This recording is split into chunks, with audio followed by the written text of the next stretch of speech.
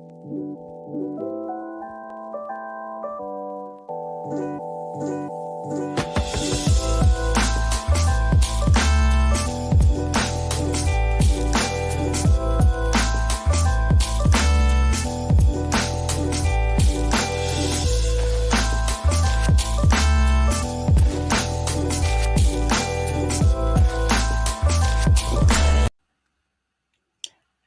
afternoon, everybody, and welcome to the second episode of Building the Black Educator Pipeline. I am happy that you guys are joining us. Shout out to the people who joined us last week, and shout out to the newcomers for this week. My name is Shayna Terrell. I am the Director of Pipeline Programming at the Center for Black Educator Development. I hail in PA by way of the South Bronx, South Bronx. Always going to shout my people out. Here I am. And at the top of the show, I always want to talk a little bit about why I do this work. I am an educator activist and definitely committed to the liberation and the freedom of my people. And I do that through youth activism and educator activism. And a couple reasons why, just as a whole, we are actually doing this work, meaning the center and other partners that we have. Here are a couple data points that I'm going to always highlight at the top of every show. So in the educator pipeline, we have actual teachers where 52% of them feel like they're unprepared to deliver instruction. Another 72% feel that they're unprepared to work in urban classrooms, while another 62% feels that they're unprepared to teach a culturally diverse student population. And for our Black babies, our Black students, having at least one Black teacher in 3rd through 5th grade reduces a Black student's probability of dropping out by 29%. And for low-income Black boys, the results in that are even greater. Their chances of dropping out fall by 39%. So this show and this space is needed for us to be able to lift our voices and build the Black Educator Pipeline. I want to give a shout out to Citizens Ed, as well as the Center for Black Educator Development, for creating this space and this podcast to make it happen. And who are we? Who is the Center for Black Educator Development? By the teacher pipeline. But 4 pillars and ways that we fight to diversify the teacher pipeline is through pipeline programming and trying to strengthen pathways for teaching. We also develop culturally responsive pedagogy, also innovative professional learning, and we advocate for critical public policy. Our next biggest initiative, what we just announced last week, what we're really trying to do is build a solid Black teacher pipeline. And that is part of this show, with us being able to lift our voice and use this space to really talk to experts in the field and talk about themes in education, and really a space and a place where our voices can be heard. We're going to use what we call the 4-4-4 model. So supporting students all 4 years in high school, 4 years throughout college, and 4 years into their teaching profession. And I want to always shout out you at UNCF, for supporting us with the scholarship dollars and helping us build a fellowship that will help to alleviate the financial barriers for young people. And also a big thank you to the Lauder Foundation for helping us spark our high school initiative for high school engagement to expose these young people to the teaching career. So this month, y'all, is Women's History Month. So shout out to our sisters in the building. And this month, we'll be celebrating our sisters in education. The theme that we've created for this month is the voices of Black women leaders, building the education pipeline. So to kickstart this month, we will be joined by Dr. Constance Lindsay. And today we'll be discussing accelerating Black achievement through the Black teacher pipeline. So before we start to talk to Dr. Lindsay, I need to tell y'all a little bit about this sister because she has been out here, y'all, doing the work. So Dr. Lindsay is an assistant professor of education and leadership at the School of Education at the University of North Carolina, Chapel Hill. Dr. Lindsay earned a doctorate in human development and social policy from Northwestern University, where she was an Institute of Education Sciences pre-doctoral fellow. Since leaving Northwestern, Dr. Lindsay has worked in education policy in various contexts, applying her research, training, and traditional studies, and creating and evaluating new systems and policies regarding teachers. She's also affiliated with Urban Institute. Dr. Lindsay's area of expertise include teacher quality and diversity, analyzing and closing racial gaps in adolescent development. Her work has been published in such journals as Education Evaluation and Policy Analysis and Social Science Research, and has been featured in the media outlets such as New York Times, Washington Post, Seattle Times, and Education Week. Dr. Lindsay's work is used to inform the platforms of Pete Buttigieg, Kamala Harris, and Ayanna Pressley. Lindsay received a bachelor's degree in economics from Duke University and a master's in public policy from Georgetown University. Before doctoral studies at Northwestern, she was a presidential fellow at the U.S. Department of Education. A native of Washington, D.C., Dr. Lindsay is also a member of Delta Sigma Theta Sorority Incorporated, okay? Most recently, she co-authored a book titled Teacher Diversity and Student Success, Why Racial Representation Matters in Classrooms. So without further ado, I done read y'all, she is legit. I would like to welcome Dr. Constance Lindsay. Welcome, Dr. Lindsay. Thanks so much. I'm really happy to be here. You didn't have to read the whole thing. Girl, you know I did. And like I said, I had to read it because I want folks to know how legit you are. And after this show, I really want us to make Dr. Lindsay a household name, y'all.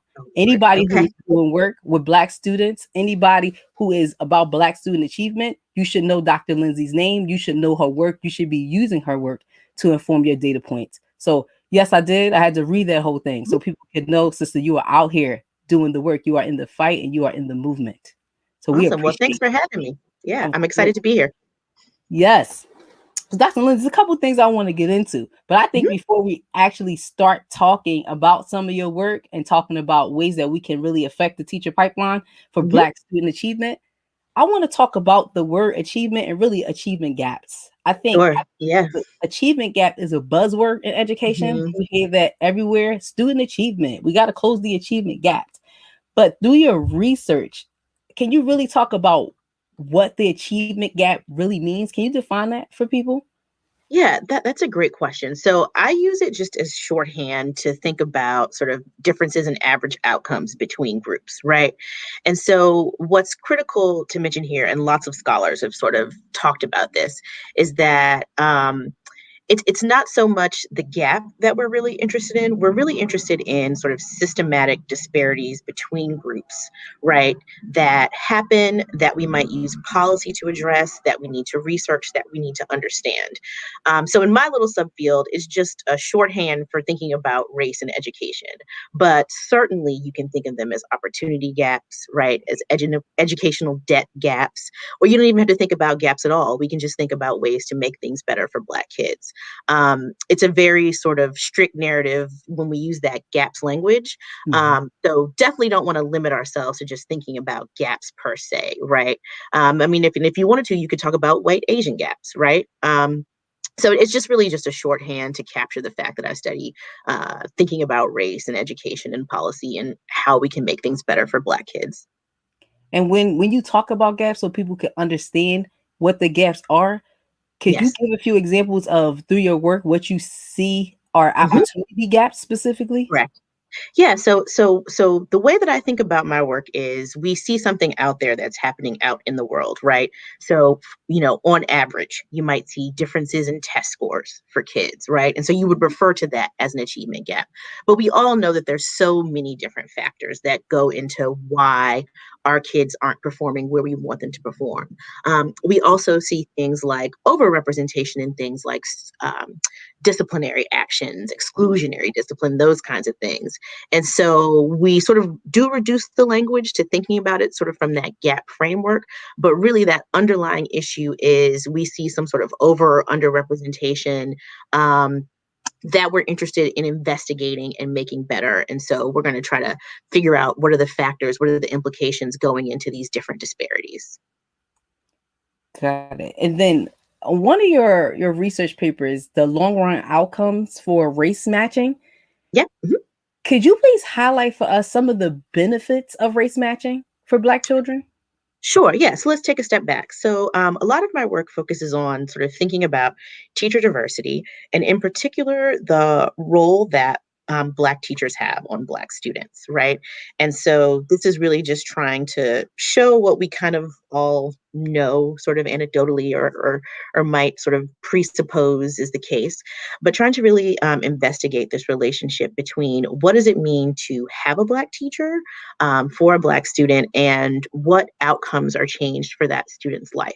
And so in that particular paper, we're looking at if you have a Black teacher sort of early in life, what does that mean for a longer run outcome? And Mm-hmm. so usually in education research, we're sort of looking at sort of contemporaneous things, right? We're looking at things like test scores, discipline, absences. And so what we're really trying to do in this paper is, all of that stuff is important, but we're really trying to say, well, what is it in service of, right? We're really concerned about things like high school graduation, matriculation into college, et cetera. And so basically what we do, using two different data sets, so data both from Tennessee and North Carolina, we look and say, if you're a Black student, and you have a Black teacher sort of early in life, which in one data set is kindergarten and the other one is in between third and fifth grade, what happens to you later on? Are you less likely to drop out of high school? Are you more likely to attend college? And in both cases, we find that yes, you are. So in North Carolina, particularly driven by low income young Black boys, we find that they are less likely to drop out of high school, more likely to say that they're going to attend college, and more likely to sit for a college entrance exam. And in Tennessee, we can actually see the students all the way through their first year of college. And we find that if you have that Black teacher early on, you're more likely to enroll in college. So I want to bring up 2 points on that because I think that data is astounding, and I think that Mhm, is groundbreaking. So if you're mhm, watching the show right now, I would love for you to comment and let us know if you've had a Black teacher, what impact that Black teacher has had on your life. mhm. But basically, to be really forward and really direct, if we're talking about people who are running schools that service Black children, Correct. just to be direct, you need Black teachers. You do. So You do. if you want You do. to ensure the success and the quality of life for Black students in your school, you need to employ more Black teachers. Right. And I think that's what's really interesting here is that our results are driven by kids who probably wouldn't have been exposed to a Black teacher, but were as good as randomly assigned. So in one case, they were randomly assigned. So the Tennessee data actually comes from an experiment, which is kind of like the gold star of what you want in education research. It's nearly impossible to do. Mm, In the North Carolina data, it's basically the same as, let's say that you already had your staff, sort of the composition of your staff, and somebody went on leave, and then the next year your teacher was Black. It's basically saying, like, what are your chances of these better outcomes? How does it go up? And so what I found was interesting is that so these in the North Carolina data, the kids would have been in third through fifth grade around 2005 to 2008. Half mm, of those Black kids in North Carolina never had a Black teacher, mm. right? And so you have to sort of, I know people are probably watching and thinking, well, I grew up in Washington, D.C., right? So I had plenty of exposure to Black teachers. But for a lot of our students, that's just not the case. And so we have to think about how this varies by local context. But if you do find yourself in a situation where you're teaching in a school full of Black kids and you don't have a very diverse staff, you would do well to hire some more Black teachers. And for your own personal experience, can you talk a little bit about the impact of having Black teachers on your life? Yeah. Yeah. So, it's funny that you asked that because until I really got into this work sort of later on, I took it for granted. Growing up in DC, we had sort of Black representation everywhere. Um, DC has a complicated story, but, I had a Black pediatrician, we had a Black ballet Mm, teacher, we had a Black everything.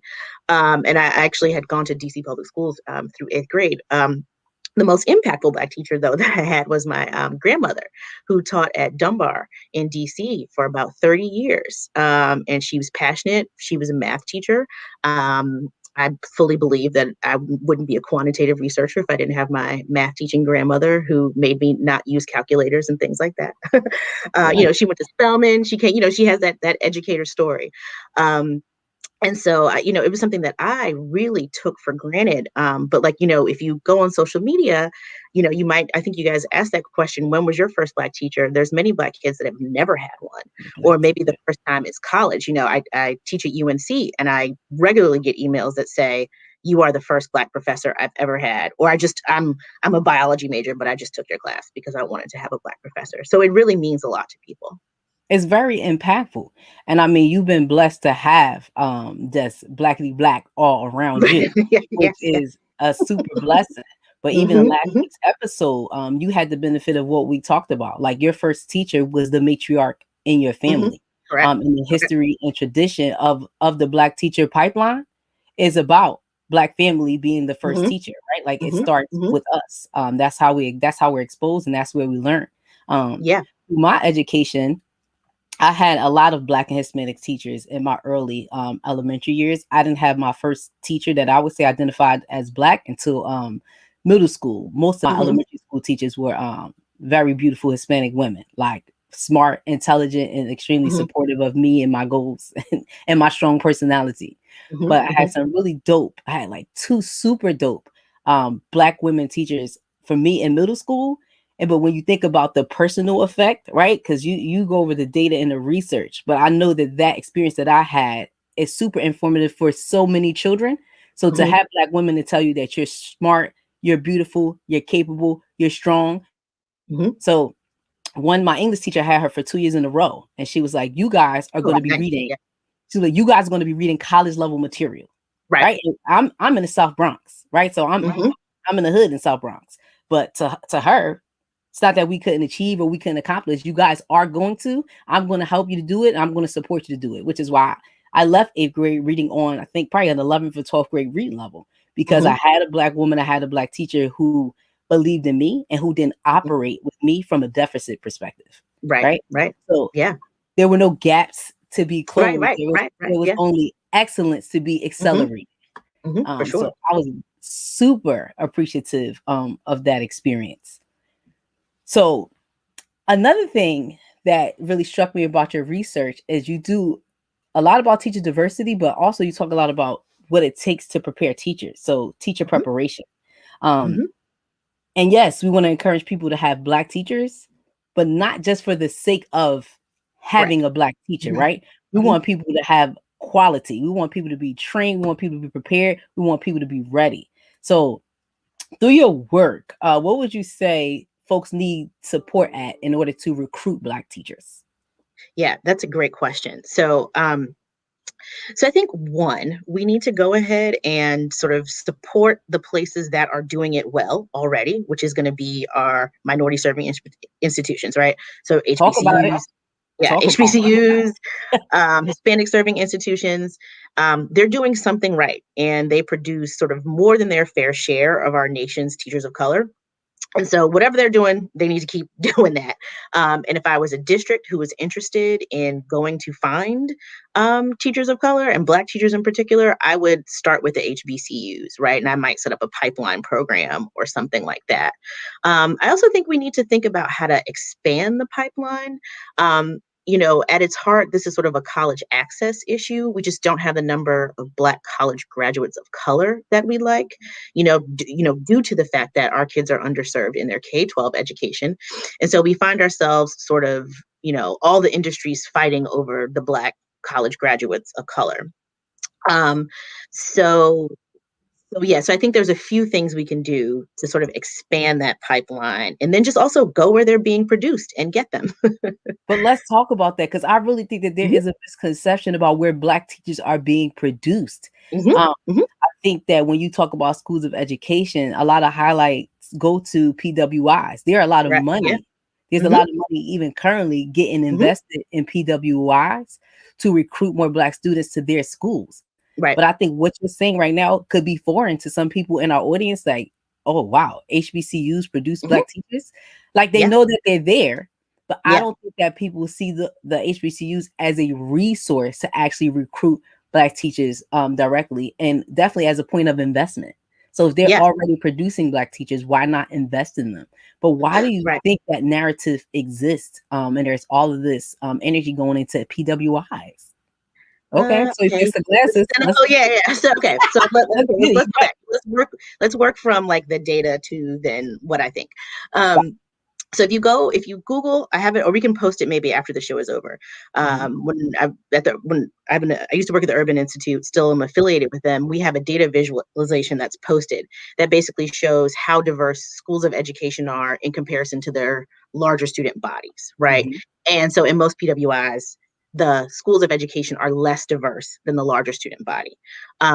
And so what we found through that work is that, like I said, most of the nation's teachers of color are coming from the minority serving institutions, schools of education, colleges of education.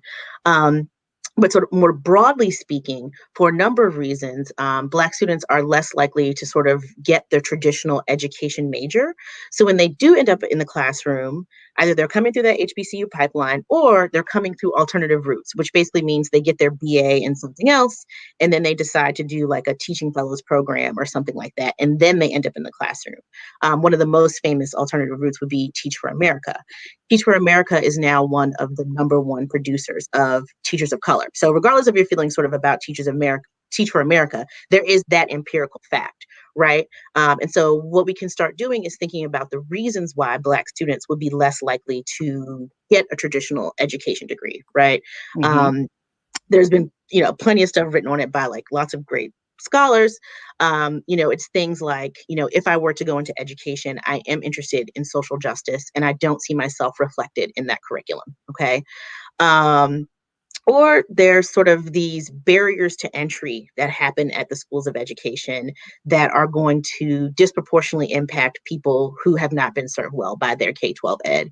And Mm-hmm. instead of sort of developing people to pass things like the entrance exams and the exit exams and whatever, we're using that to exclude folks from coming in.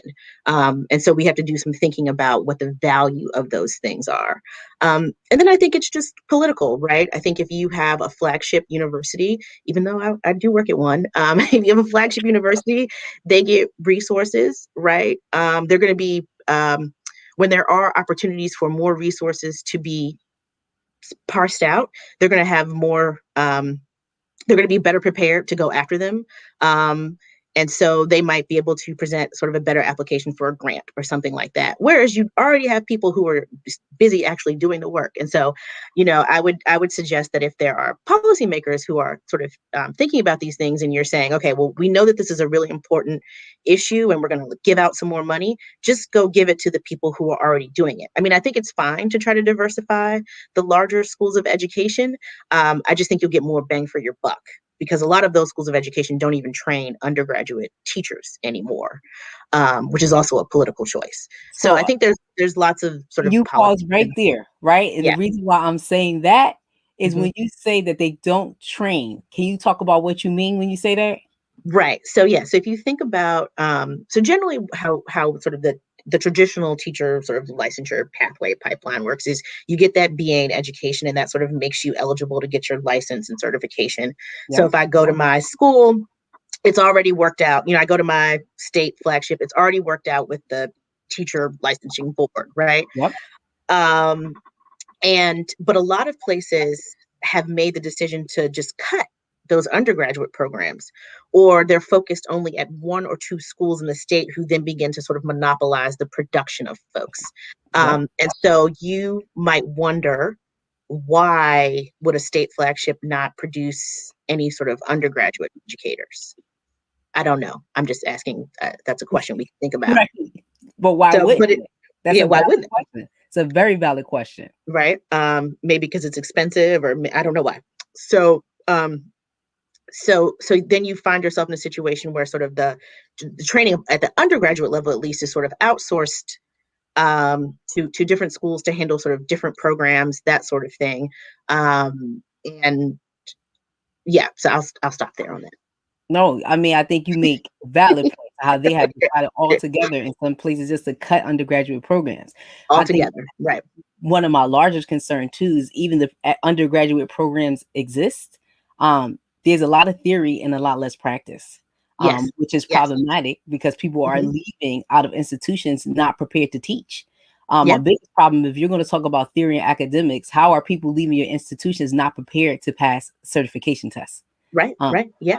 because then my question becomes for young people who are in the education track, what did I just spend 4 years doing and give you my money for? if I can't even get a certification to work in a profession that I was supposed to be trained in or taught in to work in, which I see as a huge problem. Which then, to me, it's a money grab. And are we really prepared? That's all it is a money grab.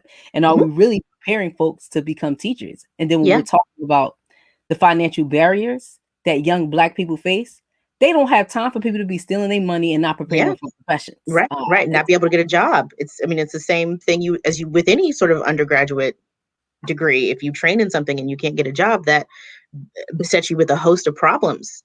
And I think that is why we sort of see this rise of this really sort of robust pipeline of sort of these alternative route programs. So these are things like, let's say I got my degree in something else, and then I can go train for a couple of years. So like the example I'm thinking of is the Capital Teaching Residency in DC. It's run by KIPP and E.L. Haynes, the charter school networks.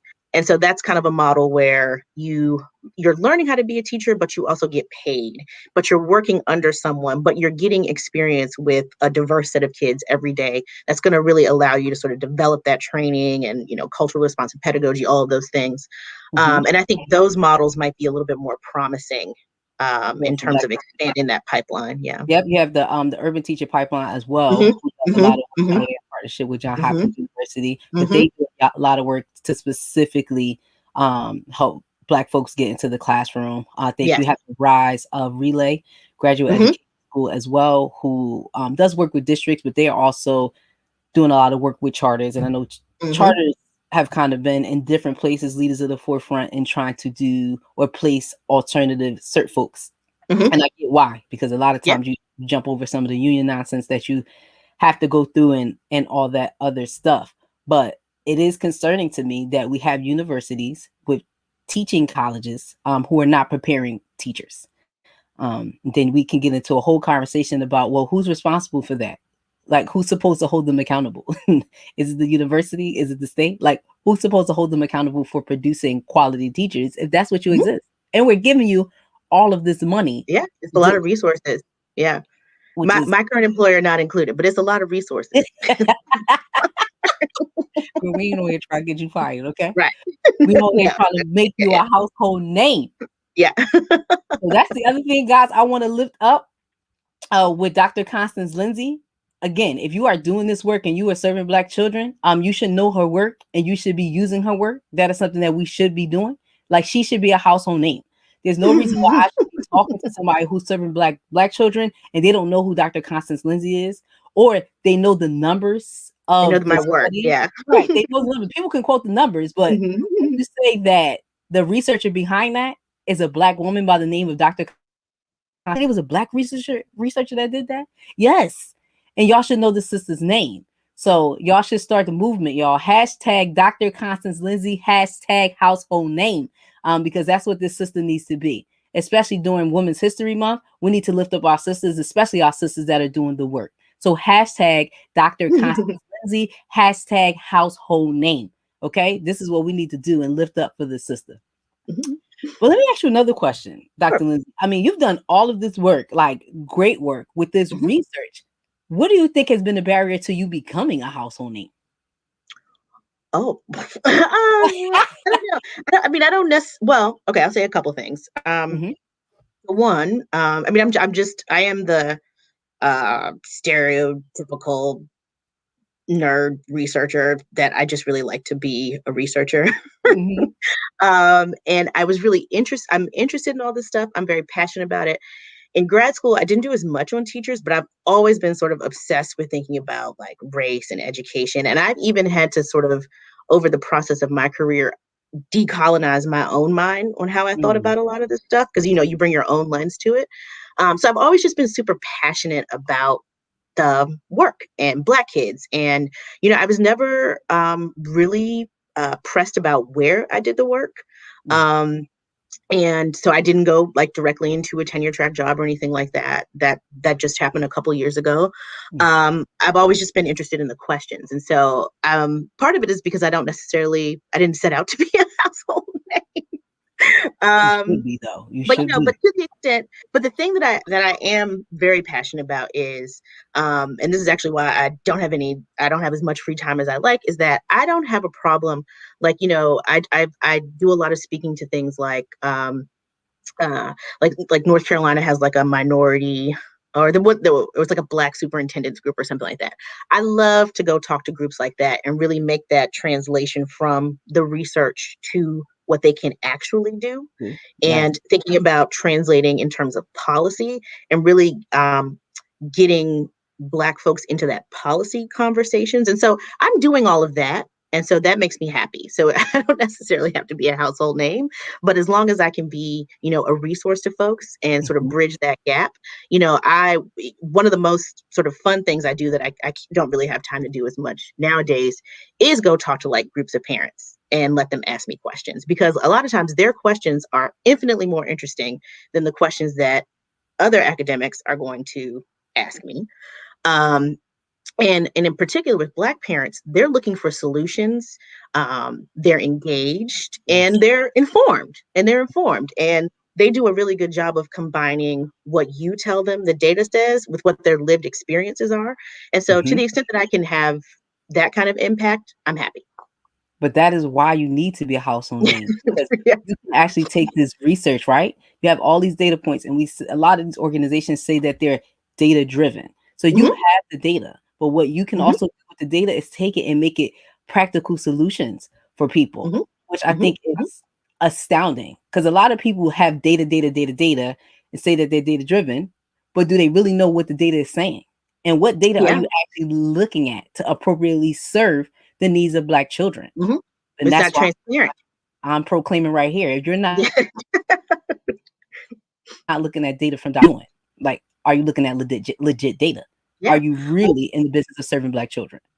Well, the thing about it too is that data, in some ways, is a civil rights issue, right? Mm, So, what's recorded, what's shown, what counts as evidence, and even in my own little, so I count myself in like the education policy economics of education community.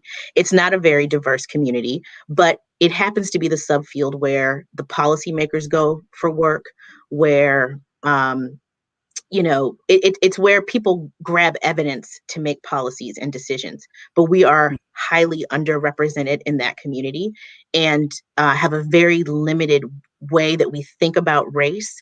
And so, to the extent that I can change the way that that community also thinks about race and discusses race, I would say, 6 years ago, you couldn't bring sort of thinking about teacher race into the teacher quality discussion. It just wasn't a piece of it. Um, and now, people, they're writing match papers left and right. So, yeah, to the extent that we can push that and get our folks at the table, or get our folks sort of in the conversations where people get evidence from, that also makes me very happy as well. definitely. So, I mean, as we're talking, the problem seems so compounded and so complex, but yet like super simple in a way, Hmm. with Hmm. some of the solutions you've already offered. So, like, Yeah. invest in Black institutions, because that's where the Black people are. That Yeah. is where Black people Yeah. are graduating. That Hmm. is where Hmm. they're studying, teaching. But also the problem that I think that needs to be a larger focus is that the more Black and Hispanic students that we have that go to college, the larger the pool will Yes. be to have Yeah. more Black teachers. So Hmm. again, when you talk about root causes, that hit is really Black and brown students need to be pushed more to go to college, Yeah. and push and support it more. So not just push, right?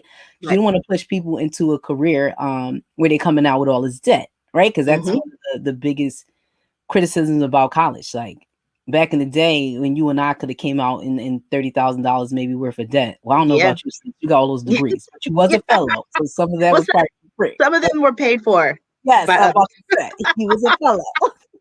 But back in the day when you and I could come out with 30,000 Yeah. in debt, these young people are now coming out with over A $100,000 worth of lot. debt, A and lot. they're coming Yeah. out to a job that pays 40,000.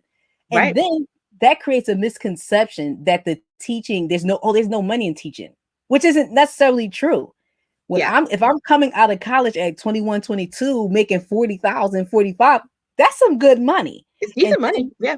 to be in a career that can eventually elevate me with retiring with 90,000 in some districts, 6 figures, that's a lucrative career. It can be, for sure.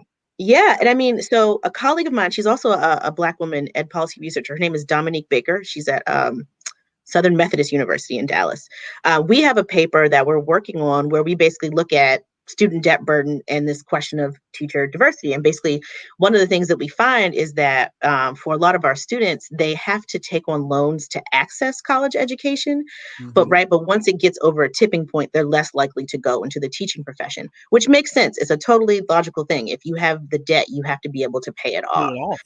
But if we start early enough and we say something to like high schoolers, maybe, and we say, if you get a teaching degree or you commit to teaching or whatever the case may be, no debt or limited debt, I think we would open up some of the possibilities. But the other thing I'll bring up too here is that some of this stuff, like you said, is simple.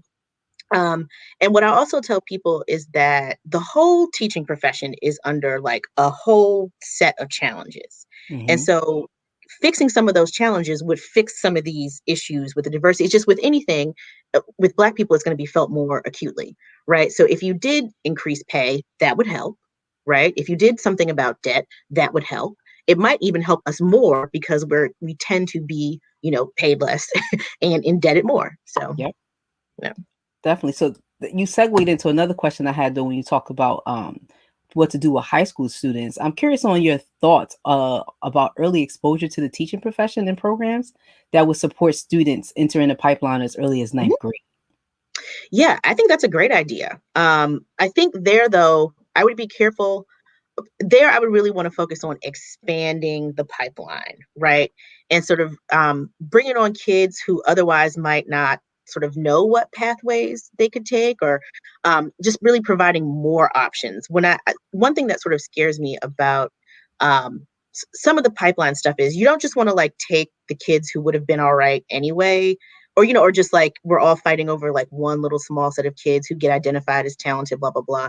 I wonder if there are opportunities to really like expand who could come into the profession. I'm thinking about a lot of young Black men who maybe that's a way that we could sort of get them through high school and get them into college. I just think there's some opportunities there to be really creative about who we are trying to bring in. And I think, diversifying in that way will be good for the types of students that we're eventually trying to reach. I agree 100%. A lot of our work with Freedom Schools Literacy Academy and also our Liberation Academy, we really seek to do that, or we really try. Of course, we want the kids who are already knowing what they want to be and aspire to be teachers. But I also look for the young people who like to work with kids or who like to help. Right? Because that's what the teaching profession is. So you may not even know that you want to be a teacher. You may not even believe that you have the skill set to be a teacher, right? Because you're sitting up there in your own classes watching somebody who's went through college, grad school, teaching preparation program. Like, I don't know if I could do that. And some of it is like, these kids get on my nerves. But but besides that, you like working with kids and you like helping people. So come on and get paid to do what you love. And then not sneakily, right? Because it's not snuck into our program. It's a part of our program. But we are teaching you how to work with young people. We are teaching you, how to teach young people. But at the same time, you're learning, you're developing. And one of the big things we do in our program is connect social activism and social justice to teaching and show kids that how a part of giving back to your community and helping your community, go back and teach in your community, right? Those children need you. So when you're sitting in classrooms right now with teachers that you're like, why is she here? Be the one who should be there, right? Be the teacher you wish that you could have had. So definitely encourage and inspire a lot of that with us. Yeah. I want to too. Can I add one more thing to that? So I did a Congressional Black Caucus panel about Black teachers. And there was a woman there. Let me move this way a little bit. There was a woman there who was talking about paraprofessionals. And she sort of blew my very limited mind. And she was saying how, we have diverse paraprofessionals. And she was, just offering that we might want to think about equipping them with the tools to sort of become full teachers. And so we actually have a piece, it's also up on the Urban's website, where we look at the early childhood educator workforce. And it actually is very diverse, right? And so one of the things that we we talk about is how if you were to add a BA requirement, you might push that diversity down. And so we just might want to be careful that where the places where we have diversity, we don't put in stuff that lowers it. And we think about creative ways to, identify folks who are already, like you said, interested in working with kids, who are doing the work every day, but might not necessarily have the credentialing or the training. You could get that, right? So I think there's lots of opportunities to be very creative here. Yes. So even as you talk about that, let's talk about policy, right? Because you're saying if folks had to have a BA, that could completely change, especially what childhood looks like, With right? early childhood, for sure. Yeah. You could come out of high school with a certification in early childhood and work at a daycare. But even when you think about that, sometimes daycare is the most formative educational pieces of a child's life. So you have people who you would consider unskilled or uneducated working with young babies, but then how do you have to like move one grade level up from pre-K to kindergarten, and from kindergarten you got to have the bells and whistles coming on. Right. But that's all policy. It Like is all every policy. single piece of that is policy. So can you talk about some of the work you've done to advocate for policy change? Yeah. So with that early childhood educator piece, one of the reasons why we wrote that is because, well, as people are thinking about sort of universal pre-K, which maybe we'll see under this administration, it would just be a plea to policymakers not to throw away the workforce that you have, right? So if you did change credentials, make sure that you can support the folks who are already doing the work to get it, right? So same thing like with the HBCU stuff, like don't throw out the people who are already doing the work, who have the knowledge, just equip them to do better. Or grandfather them in, or whatever the case may be. But I think there's lots of very exciting policy stuff that's happening. So I think Jahana Hayes has a bill that she put up. I don't know the number, but basically that's focused on diversifying the workforce, and that's exciting. It cites some of our work. Some of our work was cited in Kamala's original plan when she was running for president, specifically around sort of thinking about HBCUs. And so I think that I think if the Higher Education Act gets reauthorized, which it's due to get reauthorized in the next few years, I think there's a tremendous opportunity to do a lot of work around teacher diversity, particularly through Title II, which is basically the funding of the higher ed and colleges of education. And so I think we can be advocating for that. There's lots of, it's not resources like that go to the Pentagon or something, right? But there's resources that are there that can be used. And I have, friends who like you all, like you are actually doing the work. I hope that you all get the resources versus, basically, I hope the places that are doing what they need to do get more resources to continue to do the work that they're already doing. Got you. Yeah, and I mean we're fighting for resources. And a lot of times what we're finding is people are working in silos and getting funding in silos.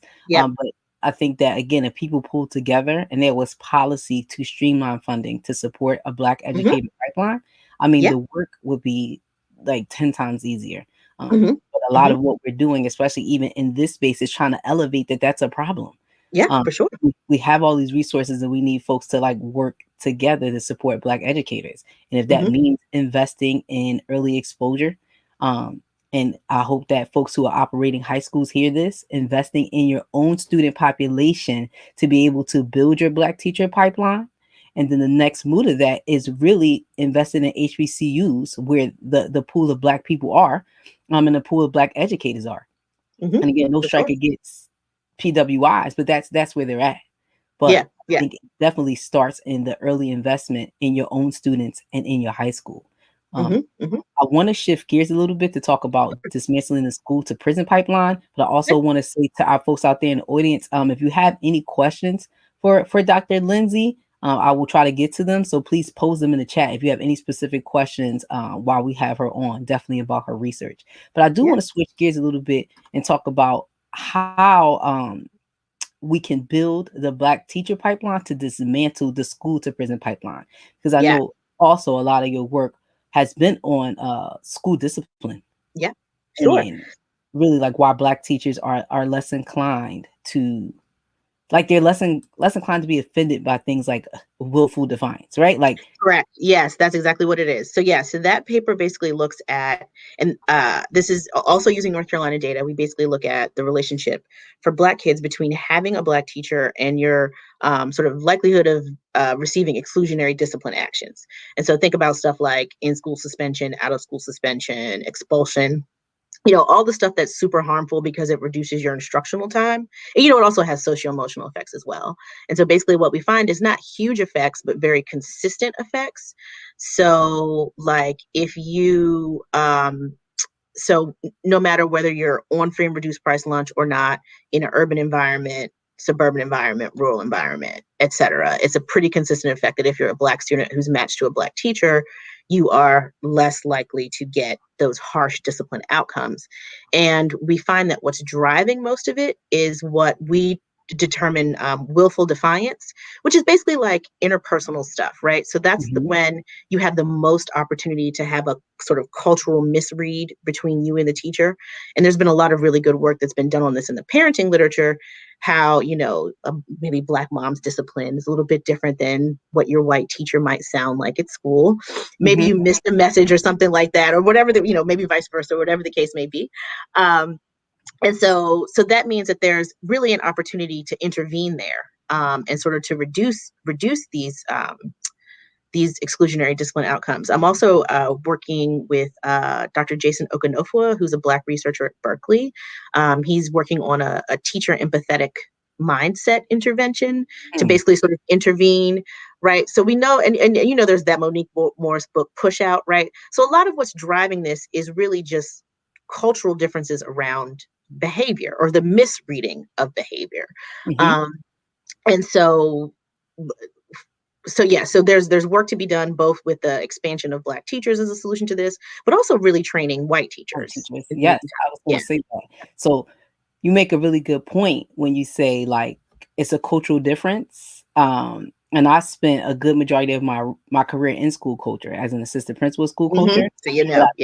I think that, like, what left me handicapped at times was I had teachers who were ill-equipped to deal with Black students, but then I had policies that reinforced their feelings. Right. And then those policies were then made by, folks or higher up who generally were white men. Yeah. Who felt like they needed to support their teachers, but not connecting the dots between what you're doing is supporting whiteness, or you're supporting white fragility. Yeah. Which, like, left me completely handicapped in trying to hold folks accountable for, like, what you want the student to be suspended for, like, isn't a real thing. Like, you got offended. Like, yeah. You couldn't control your classroom. Yeah. Yes. And really, why students are off task, like, let's really dig into it. It was because of your, like, yes, you're teaching, right? You're teaching. Yeah. Might even be your curriculum. You didn't internalize your lesson. Wherever we at on the teacher scale, or how people observe teachers, but the accountability actually should lie in you as an educator who's getting paid. But yet and still, I'm forced to punish kids, to suspend kids, to expel kids based on your lack of preparedness, which again goes into that cycle and like these moments of like how this is so complex. But at the end of it all, through this, like, we're not accelerating Black achievement by allowing this cycle to keep happening. So really working to try to, like, disrupt those cycles, because it's so harmful to kids. So when I saw your work on basically on discipline, I was like, oh, this fits directly into dismantling the school to prison pipeline. But yes, because the teaching force right now is what, about 85% white, female, about 80%. Yeah, mostly female. Mostly female. Yeah, they definitely need the training. So yes, while it's going to take us time to get more Black teachers into the system, but it's going to take the training. But another good point to this, to link to this, is leadership in schools, right? So we talk about, like, policies that actually reinforce the school to prison pipeline, but you have people at the top who make them, or who, like, enforce these policies, and generally they're principals or heads of schools. So I know you've done some work around that, and I think people would definitely benefit from hearing about some of your work on school leadership or principal leadership. Yes. Yeah, so I mean, so as you described how it was at your old school, generally it's the principal or the assistant principal that there's a referral, right? And then there's a decision maker that happens later on. So of course we were exploring that first step of that referral, which would be the teacher level. But there's, the powers that be. But my colleagues and I just put out a report through the Wallace Foundation where we look at sort of the principalship, the last 20 years of research on principals. It's a synthesis, and it's free to download. You can find it, or we can also put up the link afterwards. And one of the things that we find is that sort of the modern principal needs to be equipped with, he or she needs to have sort of a certain set of leadership behaviors, skills, et cetera, to produce that school climate, right? Such that you don't have a school where you're suspending 25% of the population as a function of your like existence, right? That means you're not doing school well. But also just having an overall equity lens for all of these things. And I'll go back and I'll say a couple of things about that willful defiance piece, even how we report the data. In a lot of places, those sort of willful defiance sort of types of infractions are recorded sort of so you'll see things like drugs, violence, brought a knife to school, blah, blah, blah. And then you'll see a whole set of categories where it's really the teacher's discretion. And so that's where our kids a lot of times get hurt the most, but the data aren't reported that way. And so one of the things that we actually, through my friend James Ford is on the State Board of Education in North Carolina, we actually changed it so that the data around discipline is reported so that we can see racial disparities in that sort of discretionary category, because that's what's really telling us that there's some discrimination happening. But back to the piece about leaders, the leader is implicit in all of this, right? Principals hire teachers, right? They have the ability to hire and fire teachers of color. There might be bias in the hiring process.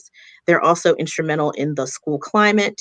And they're instrumental in sort of being an instructional leader that also drives things like culturally relevant pedagogy, connecting with communities, all of those things. And so we're working on the pipeline. So we have to also think about the principal at the end of the pipeline, right? Yes.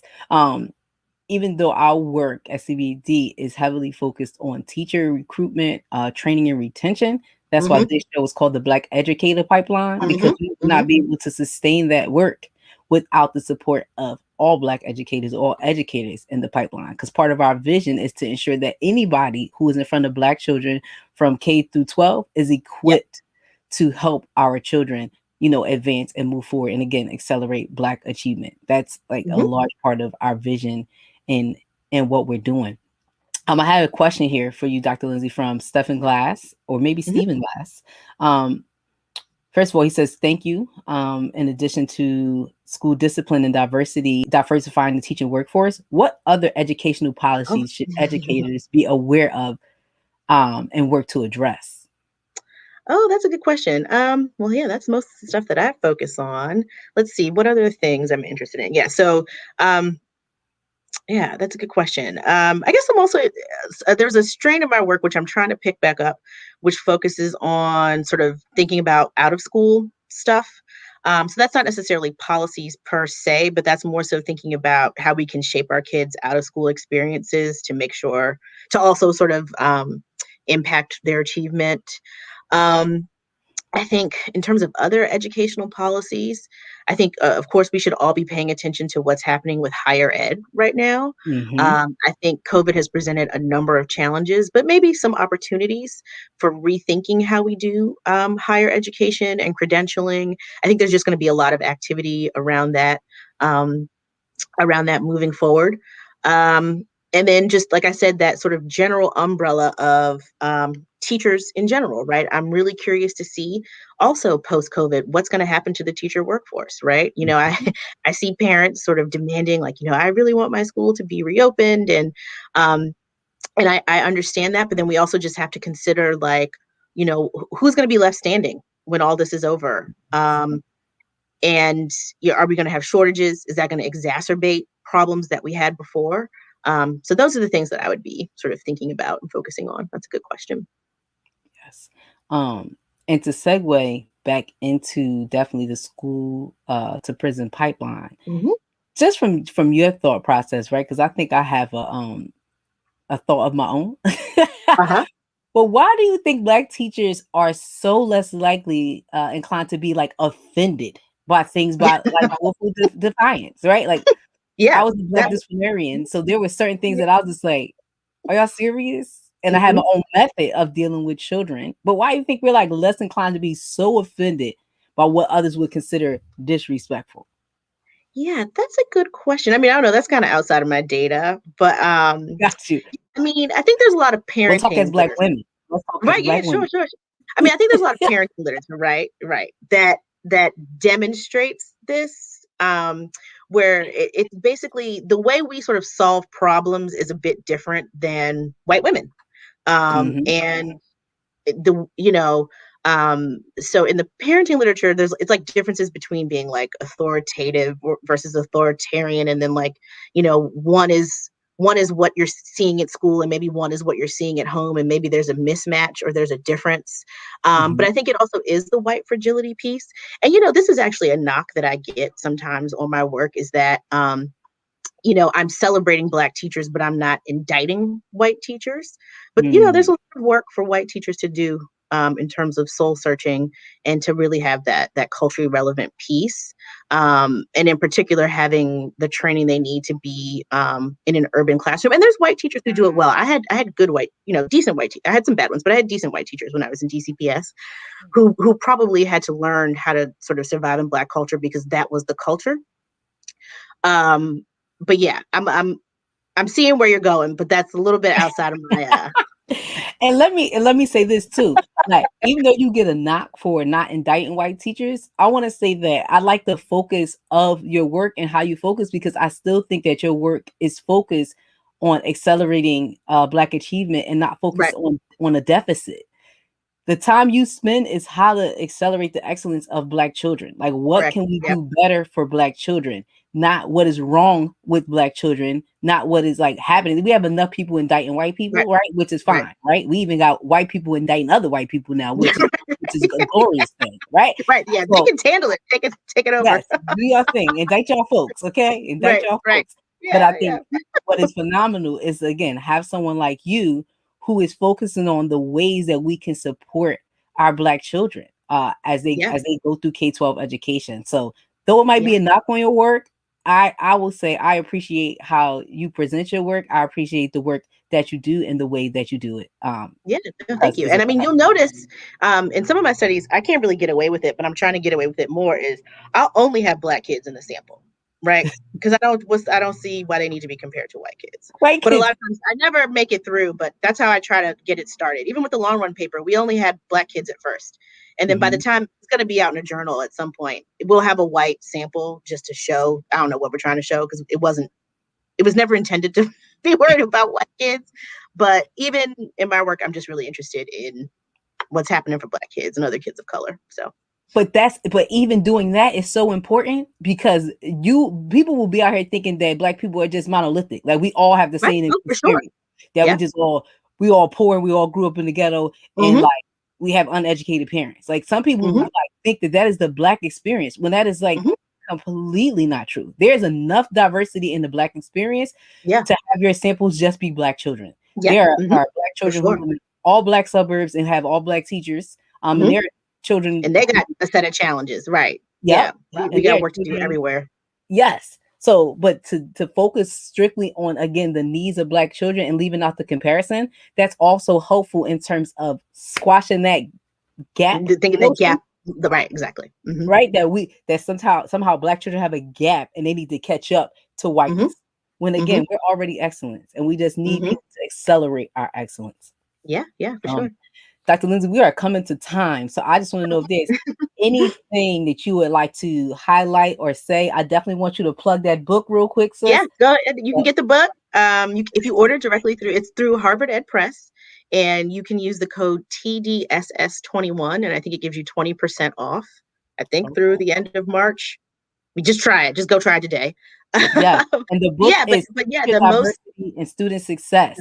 yes. So, Teacher Diversity and Student Success, Why Racial Representation Matters in the Classroom. So please make sure you support our sister and pick that book up. That would be great. Yeah. And then, Um, just stay tuned. You can follow me on I think my Twitter is up there somewhere. Follow me. And then, I don't have a ton of time, but I am open to, if you want to shoot me an email, ask questions. If I can get back to you, I will. Definitely. And again, I wasn't playing about that hashtag Dr. Constance Lindsay, hashtag household name. I wasn't joking about that, y'all. Again, we need to give people their roses while they're alive, but we also need to elevate our scholars within our community. But Dr. Lindsay, we want to thank you for coming on building the Black Educator Pipeline and like really giving us your knowledge today. So we appreciate you. Thank you for having me. I appreciate you inviting me. Of course. All right, guys, I have a few closing announcements before we wrap up this show, people. So first off, I want to shout out on Monday, March 8th at 1 p.m. on CETV, Sharif Al-Mekki, our CEO at the Center. Along with other guests, they'll be discussing research, reality, and the actual practice to reduce the teacher diversity gap, specifically focused on Black male educators. So please come on out and support my CEO and these other phenomenal Black men. I want to thank everybody also for watching today. And also, if you know any great teacher coaches, any great teachers, any high school students or parents in need of a summer program, please check out the Center's website, www.thecenterblacked.org. Check us out. We have programs on our academies page where we're recruiting Black high school students to work in our summer apprenticeship, Black college students, as well as Black scholars to be a part of our virtual programming. So please check us out. And again, I just want to thank everybody out there watching today. If you like what you saw today, please like, love, comment, share, all that good stuff to help elevate building the Black Educator Pipeline. I'd like to thank everybody for watching today. I am Shayna Terrell, and I'll see you next week at 12 o'clock. Thank you.